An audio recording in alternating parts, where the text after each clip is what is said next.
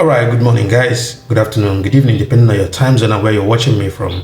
Welcome back to my channel. If you're joining me here for the first time, please subscribe to the channel, put on your notification bell so that when I drop a video, you'll be notified. And as well, give me a thumbs up and encourage what I do to get wider audience as well.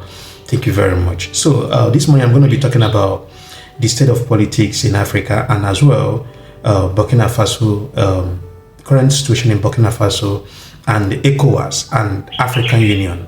I'm all going to be generalizing everything, okay? So first of all, we saw what is going on in Burkina Faso currently, what Ibrahim Traoré is doing in Burkina Faso, championing good leadership in Burkina Faso, making sure dividends of democracy goes across the board, reaching every single Burkinabe, and creating awareness to across African youth, making us to understand that we have everything that we need in Africa to push Africa forward and as well, put Africa on the map, right? But it seems like some of us and some of the youth in Africa are not getting to understand what's going on.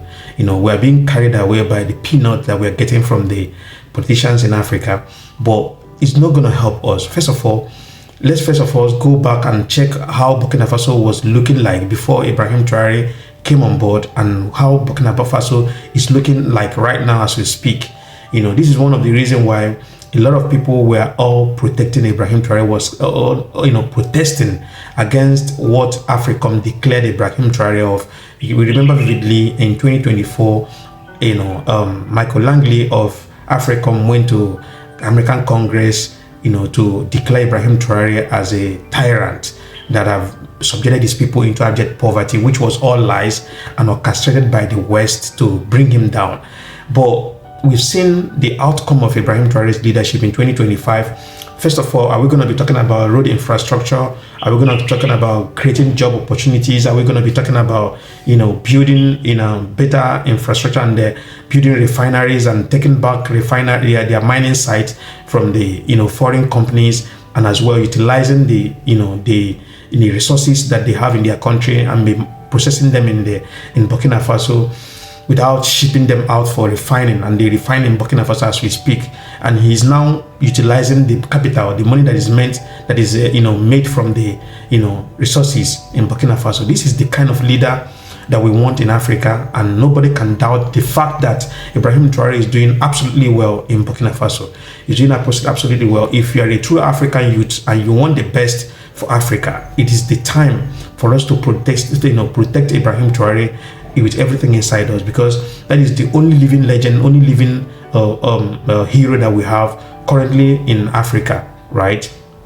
Now, the reason why I'm talking about him is because I see a lot of people making comments that no, Ibrahim Traoré is not doing anything in Burkina Faso.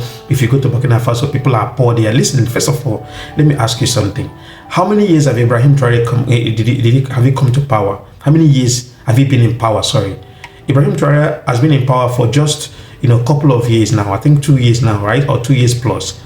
Now, you can compare to a country that has been under this French government for almost 60-something years, right? Ask a question, where does their gold, because you know very well that Burkina Faso is the 4th largest gold producing country in Africa. Where is the resources? Were they taking the resources to? What were they doing with the money that they made from gold in Burkina Faso? First of all, Burkina Faso could not afford 3,000-kilometer paved road for the past 60-something years. And Ibrahim Traoré came on board within the space of 2 years. They have given Burkina Faso 5,000-kilometer paved road. You have built electric car manufacturing company in Burkina Faso. You have built essential commodities company, manufacturing a lot of things in Burkina Faso. You know very well that Burkina Faso is landlocked. There's no seaport in Burkina Faso. Most of the things that comes to Burkina Faso is imported. But will you agree with me that most of these things are very, very affordable in Burkina Faso, much more than countries that have seaport? You know why? Because Ibrahim Traoré have his people at heart, and he makes sure that most of the things will be produced in Burkina Faso. As we speak, it's not everything that is imported in Burkina Faso. So these are the kind of leaders that we want in Africa, not just leaders that won't come there for their own selfish interests and selfish gain to enrich themselves and make themselves and their families comfortable, in the expense of the innocent citizens, and subject their own people into abject poverty. if Ibrahim, I said it before on my previous videos and as well on my live stream, I said it before. I said it, if Ibrahim Traoré today choose to leave the power for the West to take, he can easily negotiate with them and tell them, hey, come, let's sit on a round table. How much will you give me so that I will leave this thing so I can go and enjoy myself and my family? Okay, give me $1 billion or give me $2 billion. I will leave everything for you guys. He can easily do that, and they will definitely give him because they know what they will get in return. But Ibrahim Traoré chose to stay to make sure that his country is put on the map. Like as Burkina Faso is trending everywhere in the world. We saw what happened when they labeled him a tyrant.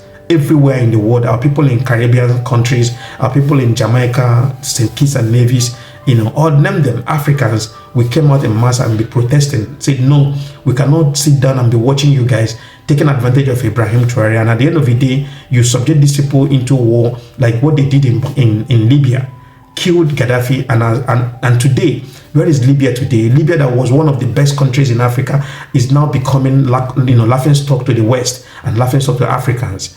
Now during the time of Gaddafi, you hardly see Libyans anywhere around the world looking for greener pasture because Gaddafi literally provided everything for them. There was constant electricity, there was basic amenities provided, there was everything provided for Libyans. But today, because of what the West did, to Libya, is execute Gaddafi. Libya now, for the past 15 years, there's no leadership in Libya. Libya has been in disarray. There's war, constant war and killings in Libya. And this is the kind of thing they want, in Africa. And we said, no, we don't want this kind of thing in Africa. We want Africa to be a comfortable place where people can live and do their normal businesses and go about their businesses and come back home without being killed and all that. We don't want war in Africa. So kudos to Ibrahim Traoré for all he is doing in Burkina Faso. Kudos to him, to his leadership. Kudos to all that he's doing. We don't even mind if he chooses to become life president because you can see clearly that Ibrahim Traoré have the same vision of Thomas Sankara, and that's what he's executing right now. If you go to Burkina Faso, Ouagadougou capital as we speak, you will hardly, if you have been there before, if you go there 2025, you will not recognize Ouagadougou. There is bridge everywhere in Ouagadougou. He has, constructed bridges, roads, renovated government buildings, creating job opportunities and the increasing civil servant salaries and building affordable homes for civil servants. This is what people are asking for. We're not asking too much. And this guy is a leader that knows what the people need, and he's a young guy. So we need the young, vibrant leaders in Africa that will champion the cause of leadership in Africa and put Africa back on track. That is exactly what we're talking about. So anybody that comes to tell you that Ibrahim Traoré is not doing well, that person have literally never traveled to Burkina Faso before. If you've been to Burkina Faso before and come back to Burkina Faso in 2025, you will never have the gut, or you never summon the courage to come out and say Ibrahim Traoré is not doing well in Burkina Faso. It's obvious to everyone. Ibrahim Traoré is doing absolutely well, amazingly well. So let's put aside this sentiment, favoritism, and the emotions and taking bribes from the West, because you already know that normally, if we come to a normal sense, what Ibrahim Traoré is doing in Burkina Faso should be, broadcast. It should be, showing on the African media mainstream, but it's not showing it because in African media mainstream has been compromised by the West, so they can't. You understand? They can't. They can only show you what will please their paymasters. This is one of the reasons why I tell you that media houses in Africa has been corrupt. Journalists have been corrupt. They can't tell you the truth. If the thing that is happening in Burkina Faso cannot be televised and the television, Al Jazeera, name them, France 24 or 25, whatever they called it, CNN, it means that the media houses in Africa has been compromised. So this is the point that I'm trying to make. Ibrahim Traoré is a leader par excellence. He's a leader that every single country in Africa needs, that will definitely transform the cause of infrastructural development and all the rest in the country. Thank you very much, and see you guys in the next one.